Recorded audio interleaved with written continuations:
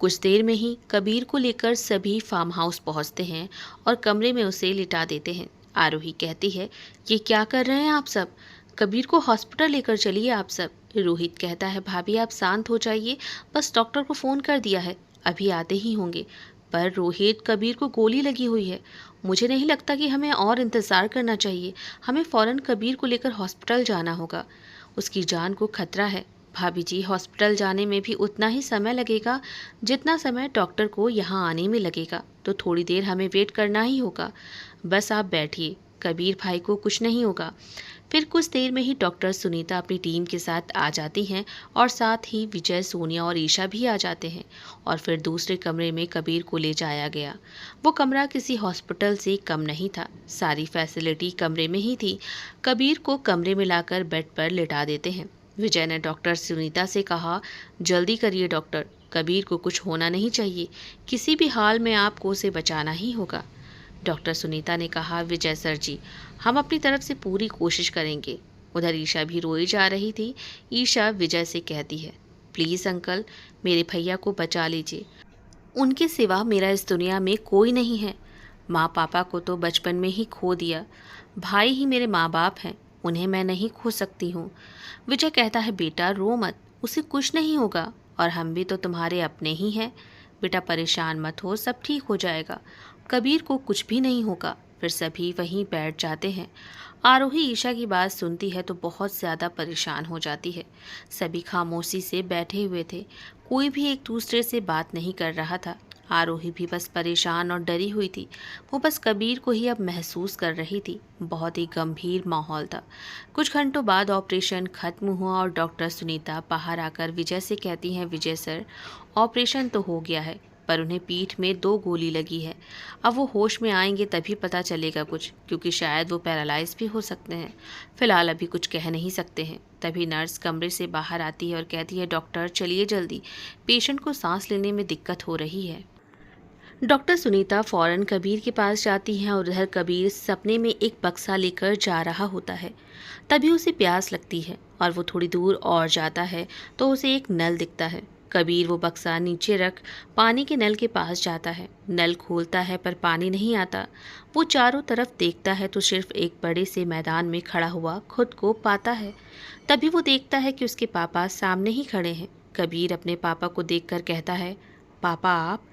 कबीर के पापा मुस्कुराते हुए नल खोलते हैं और नल से पानी पीकर नल बंद कर देते हैं और बक्से की तरफ देख कबीर से कहते हैं, ये बक्सा है बेटा?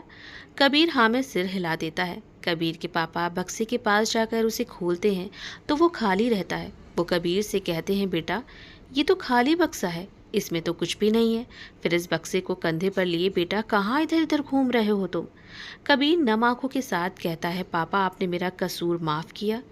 कबीर, बेटा माफ़ी क्यों मांग रहे हो तुम मुझसे? पापा, मैं वो नहीं बन पाया जो आप चाहते थे। आप कहते थे ना कि एक अच्छा इंसान बुरा और बुरा इंसान अच्छा बन सकता है। आप अच्छे हैं और मैं जालिम इंसान बन गया पापा। कबीर, बेटा ना तो ये सच है कि मैं एक अच्छा इंसान हूँ और ना ही ये सच है कि तुम जालिम हो। फिर कबीर के पास आकर उसके आंसुओं को पोंछते हुए कहते हैं, बेटा तुम बहुत अच्छे हो, भरोसा उस पर करो जिसे तुम पर भरोसा है, और जिसने तुम पर भरोसा किया है उसका भरोसा कभी मत तोड़ना। और बेटा अपना प्यार उसे दो जो तुम्हारे दिल को देखे। उस खाली बक्से को उठाकर मत चलो। अब बेटा तुम जाओ यहाँ से। नहीं पापा, मैं आपके साथ चलूँगा, मैं बहुत थक चुका हूँ। नहीं बेटा, वहाँ लोग तुम्हारा इंतज़ार कर रहे हैं, और एक तो वो है। कौन पापा? अपने पीछे देखो बेटा। कबीर पीछे पलटकर देखता है तो आरोही खड़ी हुई थी। फिर कबीर की हार्ट बीट नॉर्मल हो जाती है। फिर डॉक्टर सुनीता बाहर आकर कहती हैं, कबीर ठीक है। अब ये सुनते ही आरोही को राहत मिली। सुबह से रात हो गई थी पर अभी भी कबीर को होश नहीं आया था और इधर फार्म हाउस में पुलिस भी आ चुकी थी। विजय कहता है, आप सब यहाँ? हाँ विजय सर, हमें खबर मिली है कि कबीर को गोली लगी है। विजय हाँ में सिर हिलाता है। इंस्पेक्टर कहता है, देखिए ये पुलिस केस है, कबीर को इस वक्त हॉस्पिटल में होना चाहिए। और कबीर को किसने गोली मारी? विजय कहता है, पता नहीं, पर मुझे जो ठीक लगा इंस्पेक्टर मैंने वही किया। हमें कबीर की जान बचानी थी। बाकी आप जो भी पूछताछ करेंगे उसमें हम सब आपका पूरा सहयोग करेंगे और हम आपको बताने ही वाले थे। ठीक है, तो हम कबीर के होश आने पर उनका बयान लेंगे, पर पहले उनकी वाइफ से हमें अभी बात करनी है। विजय कहता है, देखिए आपको जो भी पूछना है पूछ सकते हैं, पर अभी नहीं। कबीर की हालत बहुत नाजुक है, तो उसकी वाइफ की हालत क्या होगी ये आप अच्छी तरह से अंदाज़ा लगा सकते हैं। कबीर को होश में आने दीजिए, फिर आप दोनों से बात कर सकते हैं। ठीक है कहकर पुलिस रोहित और अनिल से पूछताछ करके चली जाती है। विजय कहता है, सोनिया और ईशा जाओ, आराम करो तुम लोग कमरे में, और आरोही जाओ तुम भी कमरे में जाओ, आराम करो। कबीर को होश आएगा तो तुम सबको मैं बता दूंगा। फिर आरोही कमरे में आ जाती है और बेड पर लेटे ही लेटे वो बस कबीर को ही सोच रही थी। आरोही को वो सारे पल याद आ रहे थे जब कबीर की उससे पहली मुलाकात हुई और उसकी कबीर से कैसे शादी हुई। ये सोचते सोचते आरोही सो जाती है। अगली सुबह आरोही डर से उठकर तेज से चिल्लाती है, कबीर, और फिर रोने लगती है। आरोही ने सपना देखा था कि कबीर अब इस दुनिया में नहीं है। आरोही की आवाज़ सुनकर ईशा और सोनिया आरोही के कमरे में आती हैं। आरोही को घबराया और रोता देख ईशा कहती है, क्या हुआ भाभी, आप ठीक तो है ना? आपने कोई बुरा सपना देखा है क्या? आरोही ईशा को देख कहती है, क्या एक गिलास पानी मुझे मिल सकता है? हाँ ज़रूर भाभी। फिर सोनिया पानी लेकर आती है और आरोही को दे देती है। आरोही पानी पीती है और ईशा से कहती है, भाभी आप ठीक है ना? आप? हाँ ईशा, मैं ठीक हूँ। कबीर को होश आ गया ईशा? नहीं भाभी, अभी नहीं। चलिए भाभी, बाहर चलिए। फिर आरोही ईशा के साथ कमरे से बाहर आती है तो विजय सोफे पर बैठा हुआ था। फिर डॉक्टर आती है और कहती है, चलिए कबीर को होश आ रहा है।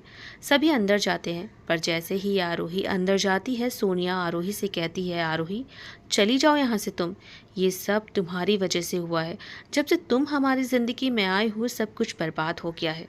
आरोही फिर वहीं बाहर सोफे पर ही बैठ जाती है। कबीर होश में आते ही आरोही को पूछता है, पर वहाँ खड़े कोई कुछ भी नहीं कहता, तो कबीर गुस्से में कहता है, आरोही कहाँ है, और उठने की कोशिश करने लगता है। सोनिया कबीर के पास आती है और कहते हैं, कबीर ये क्या कर रहे हो तुम, तुम्हें आराम करना चाहिए, अभी तुम्हारा ऑपरेशन हुआ है। कबीर गुस्से में कहता है, सोनिया मुझसे दूर रहो, छुओ मत मुझे, तुम मेरी डॉक्टर नहीं हो। फिर सोनिया कबीर से दूर होकर खड़ी हो जाती है। कबीर कहता है, रोहित आरोही कहाँ है? रोहित कहता है, भाई वो भाभी बाहर ही हैं। तो जाओ रोहित, आरोही को बुला कर लाओ, लेकर आओ उसे यहाँ पर। रोहित बाहर आता है और आरोही से कहता है, भाभी जल्दी चलिए, भाई आपको ही बुला रहे हैं। आरोही फौरन कमरे में जाती है। कबीर को ऐसे उठते देख आरोही कबीर को थामते हुए कहती है, कबीर ऐसा मत करो, तुम आराम करो। कबीर आरोही को देखता है और कहता है, कहाँ थी तुम? अरे मैं आ ही रही थी, और अब तुम लेट जाओ ना, तुम्हारा इतना सीरियस ऑपरेशन हुआ है, घंटों तक चलता रहा। प्लीज़ कबीर तुम आराम करो। फिर कबीर लेट जाता है और कहता है, कितने घंटों से मैं बेहोश हूँ आरोही। कबीर तुम कल से ही बेहोश हो। ठीक है, पर तुम यहीं मेरे पास रहोगी, समझी? हाँ हाँ कबीर, मैं यहीं हूँ, हालत ठीक नहीं है, पर तुमको बस मुझ पर हुक्म चलाना है। हाँ आरोही, फिर तुम अपने मन की करोगी। अच्छा, वैसे हमें तुम्हारे पास बहुत ध्यान से रहना चाहिए कबीर। हाँ आरोही, और तुम्हारे पास भी, वरना कब तुम चाकू से हमला कर दो और फिर मेरे लिए ही रो। बस करो कबीर, हालत तुम्हारी ठीक नहीं है और मुझसे ही लड़ रहे हो तुम भी तो लड़ रही हो। दोनों की ही नोक-झोंक वहाँ खड़े सुन सभी तभी हंसी हंस रहे थे, पर वहीं सोनिया को ये सब देख बहुत ही गुस्सा आ रहा था। वो फौरन कमरे से बाहर चली जाती है। कुछ देर बाद कबीर कहता है, आप सब बाहर जाइए, मुझे विजय अंकल से बात करनी है, वो भी अकेले में, और आरोही तुम बाहर ही रहना, जब मैं आवाज़ दूँ तो तुम जल्दी से आ जाना। सभी फिर बाहर चले जाते हैं। कबीर विजय से कहता है, अंकल नाम क्या था उसका? विजय बोला, महेंद्र। तुम्हें फ़ोन पर बताया था कबीर, तुम पर हमला हो सकता है। अंकल इसकी कहानी क्या है? कबीर, वो मेरा बिजनेस पार्टनर था, उसने मेरे साथ बिजनेस में गद्दारी की और मैंने उसके खिलाफ पुलिस में शिकायत कर दी और उसे जेल हो गई धोखाधड़ी के जुर्म में। तो अंकल बस इतना ही हुआ था? हाँ, और बाकी उसकी किस्मत थी, पर उसे लगता है वो सब उसके साथ मैंने किया है। बाकी क्या था? बाकी क्या हुआ था अंकल, मुझे सब बताइए। कबीर, महेंद्र के जेल जाने के बाद उसकी बीवी ने उसे छोड़ दिया। उसकी बेटी थी शायद 7-8 साल की। जब वो जेल से रिहा हुआ तो उसकी बीवी अपनी बेटी को लेकर पता नहीं कहाँ चली गई।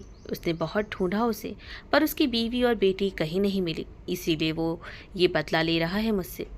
ठीक है, अब मुझे साफ समझ आ रहा है। मैं समझ गया, वो मुझे मारना चाहता है और आपको बर्बाद करना चाहता है अंकल। मैं उसे नहीं छोड़ूंगा। फिर विजय कहता है, तुम आराम करो कबीर। कहकर विजय चला जाता है। फिर कबीर आरोही को आवाज़ देता है तो आरोही कबीर के पास आती है। उधर सोनिया ईसा से कहती है, मैं जा रही हूँ विला। पर सोनिया, भाई अभी ठीक नहीं हुए। तुम्हारे भाई को हमारी ज़रूरत नहीं है। जिसकी ज़रूरत है वो साथ ही है उनके।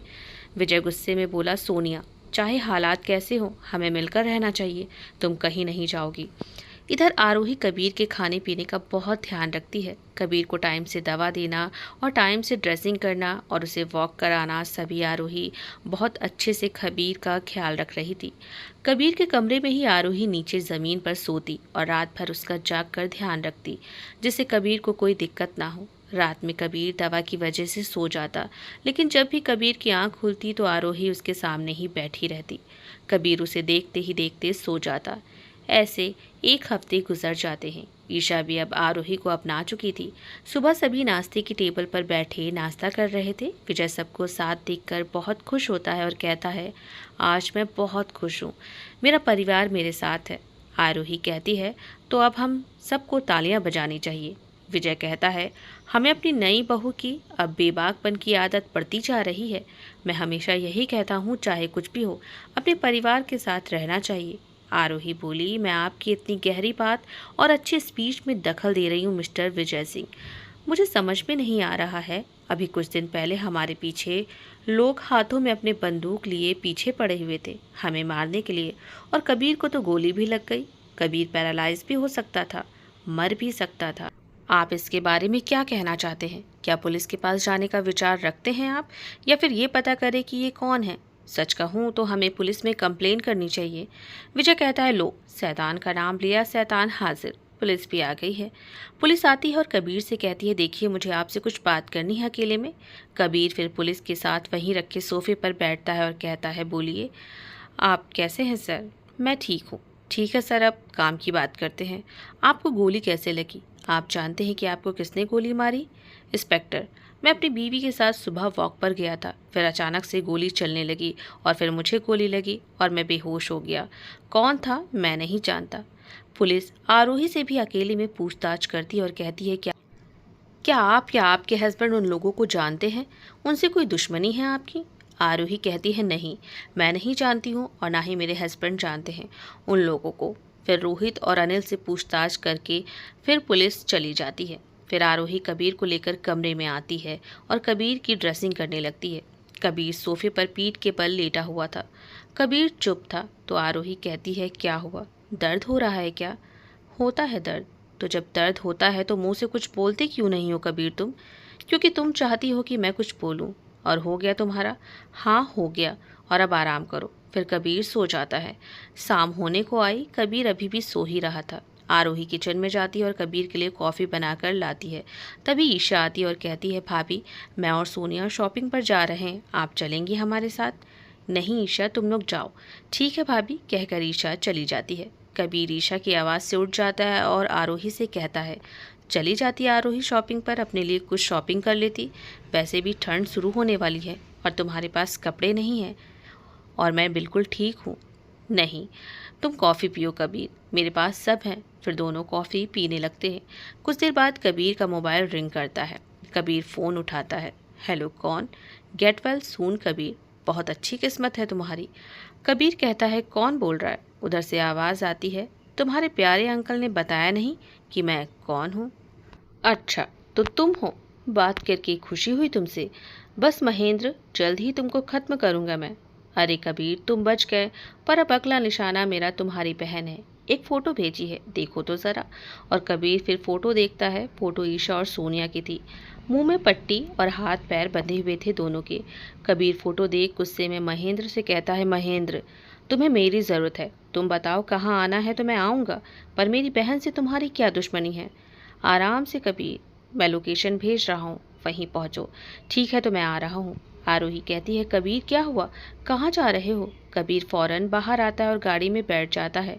आरोही भी कबीर के पीछे आती है और गाड़ी में बैठ जाती है। कबीर क्या हुआ, कुछ तो बताओ, आखिर कहाँ जा रहे हो? आरोही, तुमसे लेना देना कुछ नहीं है। आरोही, जाओ, तुम घर के अंदर जाओ। कबीर, ये क्या कह रहे हो तुम? लेना देना नहीं है? क्या मतलब है इसका? कौन है जिसका फोन आया था तुम्हें? कबीर, बताओ किसका फोन आया था? कबीर कहता है, नीचे उतरो गाड़ी से। आरोही, नहीं, मैं नहीं उतरूंगी। आरोही, मैंने कहा ना नीचे उतरो। कबीर, मैं नहीं उतरूंगी। तभी गुस्से में कबीर गाड़ी स्टार्ट करता है और निकल जाता है। कबीर, ये उसी का फोन था ना जिसने तुम पर गोली चलाई है? कबीर, हम पुलिस के पास क्यों नहीं जा रहे हैं? आरोही, तुम मेरी बात क्यों नहीं सुनती हो? तुम्हें मरने का शौक है क्या? नहीं कबीर, मुझे मरने का शौक तो बिल्कुल भी नहीं है, लेकिन क्या तुम्हें मरने का शौक है? आरोही, अपनी बहन को बचाने जा रहा हूँ मैं।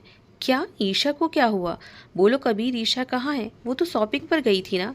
ईशा और सोनिया को महेंद्र ने किडनैप कर लिया है। फिर कुछ ही देर में कबीर महेंद्र के दिए हुए लोकेशन पर पहुंचता है। आरोही कहती है, क्या यहीं पर ईशा है? हाँ, लोकेशन तो यहीं की है। तो कबीर, पुलिस के पास चलते हैं ना? नहीं आरोही, मैं देखता हूँ, मैं सब संभाल लूंगा। अरे कबीर, तुम कैसे सब संभाल सकते हो? अपनी हालत देखो, अभी तुम्हारे ऑपरेशन को हफ्ता भर हुआ है। ऐसे चलोगे फिरोगे और कूदोगे तो टाँके खुल सकते हैं, और तुम अकेले कैसे जाओगे? आरोही, तुम कार में बैठो, मैं अभी आता हूँ। नहीं कबीर, मैं भी चलूँगी। आरोही, कहा ना मैंने कि कार में बैठो तो चुपचाप बैठो, मेरे पीछे तो बिल्कुल भी मत आना।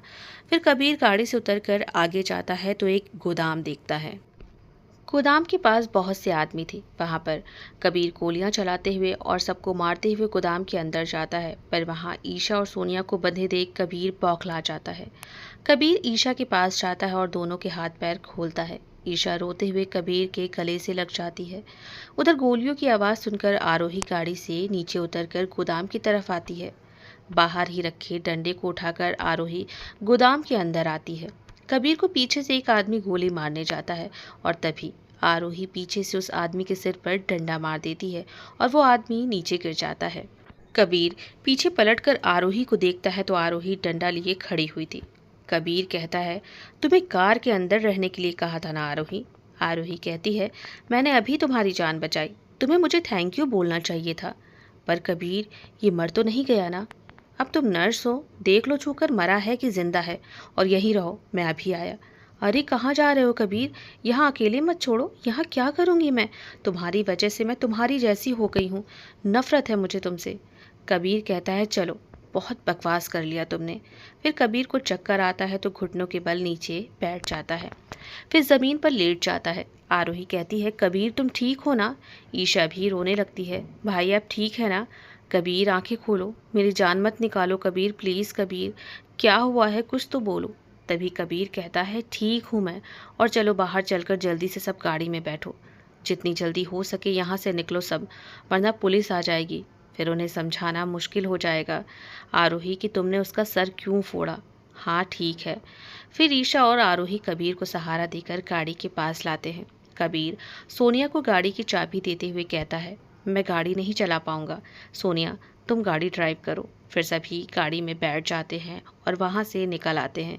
आरोही कबीर से कहती है, तुम्हें कबीर क्या लगता है, तुम क्या रोबोट हो? दौड़ते हो, कूदते हो, सबसे फाइट करते हो। तुम्हारे टाँके अभी ठीक नहीं हुए, ऐसे करोगे तो तुम्हारे टाँके खुल सकते हैं। वैसे भी तुम्हारे तो कोई इमोशंस है ही नहीं, तुम कुछ भी मेरी बात समझते नहीं हो कबीर, मेरी बात कभी नहीं सुनते हो। मैं बिल्कुल बदल गई हूँ, तुम्हारे साथ रहकर मैं भी तुम्हारी जैसी हरकतें करने लगी हूँ। पहले सब कुछ अच्छा था, सिंपल सी मेरी लाइफ थी, पर अब लोग मुझ पर गोलियां चला रहे हैं। अभी मैंने एक आदमी जिसकी शक्ल तक नहीं देखी उसका सिर फोड़ दिया, और अब मैं यहाँ से भाग रही हूँ, ऐसे जैसे एक मुजरिम हूँ मैं। कबीर, मैंने ऐसा क्या किया है? कह आरोही रोने लगती है। कबीर कहता है, आरोही अपनी बकवास बंद करो। मैं बकवास कर रही हूँ कबीर? गाड़ी रोको सोनिया, मैंने कहा ना गाड़ी रोको, मेरा दम घुट रहा है। कबीर सोनिया को गाड़ी रोकने को कहता है, फिर सोनिया गाड़ी रोक देती है। आरोही गाड़ी से उतरकर बाहर खड़ी होकर रोने लगती है। कबीर गाड़ी से उतरते हुए कहता है कि तुम दोनों यहीं बैठो। फिर कबीर आरोही के पास आता है और कहता है, आरोही तुम ठीक हो ना? आरोही रोते हुए कहती है, ऐसा क्या किया है मैंने? बोलो कबीर, मैंने क्या किया है? देखो अपनी बहन की तरफ, उसके लिए तो अच्छे आदमी बन जाओ, छोड़ दो ये सब। आरोही से कबीर कहता है, आरोही मैं नहीं बदल सकता हूँ, ये सुन आरोही गुस्से से कहती है, तो फिर उसी दिन तुम मुझे गोली मार देते तो अच्छा होता। मैंने तुम्हारा क्या बिगाड़ा था कबीर? क्या तुम मुझे बदल रहे हो? क्या तुम मुझे कोई और इंसान बनाने की कोशिश कर रहे हो? क्या यही तुम्हारा तरीका है, जीते जी मार देने का? आरोही, मैंने मना तो किया था ना कि मेरे पीछे मत आओ, तो तुम क्यों आई? अच्छा, तो ये है तुम्हारा जवाब? आरोही, तो और क्या बोलूं बताओ। ठीक है, जो भी हमारे साथ हुआ वो तुम्हारी खुद की वजह से हुआ, क्योंकि तुम यही हो कबीर, बुरे इंसान हो तुम। यही तुम्हारी जिंदगी है ना? कबीर, देखो खुद को, तुम कितने अंधेरे में हो। जो तुम्हें छूता है वो जल के खाक हो जाता है, वो खुद को किसी तरह भी बचा नहीं सकता है। कबीर खामोशी से आरोही को ही देख रहा था। आरोही को और भी गुस्सा आता है कबीर की खामोशी से। कबीर, सब कुछ बर्बाद करके फिर तुम उन सब लोगों को ऐसे चुभने वाली बर्फीली नज़रों से देखते हो। क्यों कबीर, पता है क्यों? मैं तुम्हें बताती हूँ कबीर। क्योंकि तुम खुद एक दलदल हो। तुम्हें जो भी छूता है तो तुम उसे अंदर खींच लेते हो, सबको अंधेरे में खींच लेते हो कबीर। तुम्हारी वजह से तुम्हारे अपनों की मौत की धमकी मिलती है। वो किडनैप हो जाते हैं, मर जाते हैं, क्योंकि वो सब तुमसे प्यार करते हैं। इसीलिए प्लीज़ कबीर सुनो। वैसे तुम कभी करोगे नहीं, पर अगर कभी किसी से प्यार करने का सोचो तो मत करना, समझे तुम? अब पूछोगे नहीं कबीर कि मैं ये क्यों कह रही हूँ? क्योंकि तुम किसी से भी प्यार करोगे तो तुम उसकी जान ले लोगे, कहकर आरोही गाड़ी में आकर बैठ जाती है। आरोही की बात सुनकर कबीर की आंखों में आंसू आ जाते हैं। उसे बहुत बुरा लगता है, पर वो कुछ नहीं कहता और गाड़ी में आकर बैठ जाता है। फिर कुछ ही देर में सब फार्म हाउस पहुँचते हैं। ईशा और सोनिया को देख विजय कहता है, तुम दोनों ठीक हो ना? सोनिया कहती है, हाँ पापा, हम सब बिल्कुल ठीक है। ठीक है बेटा, चलो अंदर फिर। उधर आरोही गाड़ी से उतरते हुए कबीर को देखती है, पर कबीर कुछ नहीं कहता है। आरोही खुद से ही कहती है, जो भी करना है अभी करो, वरना कभी नहीं कर पाओगी आरोही। फिर आरोही कहती है, मैं पुलिस स्टेशन जा रही हूँ। और आरोही गेट से बाहर चली जाती है और पैदल ही चलने लगती है, क्योंकि आरोही के पास ना तो पैसे थे और ना ही उसे गाड़ी चलानी आती थी। इधर रोहित और अनिल उसे रोकने के लिए पीछे जाते हैं, लेकिन कबीर कहता है, मत रोको, जाने दो उसे। पर कबीर भाई, ऐसे कैसे? कहाँ ना जाने दो? वो हमारी कब्र खोदने जा रही है, तो जाने दो, उसे जो ठीक लगे वो करे। पर भाई, बहुत बड़ी मुसीबत हो जाएगी। भाभी ने हमारे खिलाफ कंप्लेन कर दी तो सब कुछ बर्बाद हो जाएगा। रोहित, आरोही को जाने दो, उसे भी तो पता चले कि जो वो करने जा रही है वो नहीं कर पाएगी। लेकिन अगर भाभी कर पाई तो फिर वो किस्मत होगी हमारी। रोहित, रोहित, तुम उसके पीछे जाओ, पर उसे रोकने के लिए मत जाना, उसकी हिफाजत के लिए जाना। उसके पास पैसे नहीं हैं और अंधेरा भी हो चुका है। ठीक है भाई, जाता हूँ। फिर आरोही पुलिस स्टेशन पैदल ही पहुँचती है। आरोही पैदल चलकर थक जाती है। फिर पुलिस स्टेशन के बाहर ही खड़े सोचती है कि आज सब बता दूंगी पुलिस को कि उसने मेरा कैसे किडनैप किया, कैसे मुझे यहाँ लाकर शादी की ज़बरदस्ती, मुझे डराया धमकाया। पर आरोही ये सब सोचे ही जा रही थी, उसके पैर वहीं जम से गए। वो पुलिस स्टेशन के अंदर नहीं जा पाई। आरोही फिर वापस आने लगती है तो रोहित को देखती है। फिर गाड़ी के पास आकर दरवाज़ा खोलकर कार में बैठ जाती है और रोहित मन ही मन मुस्कुराता है। फिर आरोही फार्म हाउस आ जाती है। आरोही कमरे में आती है तो कबीर बैग में कुछ अपने कपड़े रख रहा था। आरोही ये देख कबीर से पूछती है, ये क्या कर रहे हो कबीर, कहाँ जा रहे हो? कबीर कहता है, कुछ नहीं, तुम्हारा बुरा सपना खत्म हो गया। आरोही, बहुत बहुत बधाई, अब तुम आज़ाद हो। पर तुमने एक बात बिल्कुल सही कही, मैं एक दलदल हूँ, अंधेरे का साया हूँ। जो भी मुझे छूता है मैं उसे अंदर खींच लेता हूँ। अलविदा आरोही, मैं अब जा रहा हूँ। तुम अब अपने माँ और भाई के पास जा सकती हो। तुम पागल हो गए हो कबीर, मैं कहाँ जाऊँगी? बोलो कबीर, मैं कहाँ जाऊँगी? नहीं होना कोई मुझे आज़ाद।